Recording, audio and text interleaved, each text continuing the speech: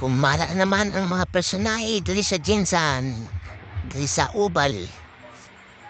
So tara, kala tayo.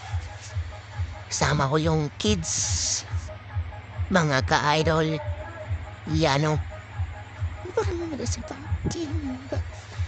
Yun ang sitwasyon dito sa Jinsan.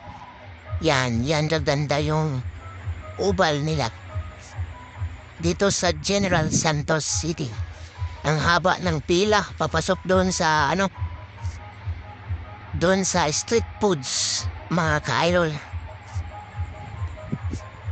So dyan na, papunta lang kami dyan, mga ka-idol. Habang apoy nagbibideo kami ay nagpipila, papasok doon.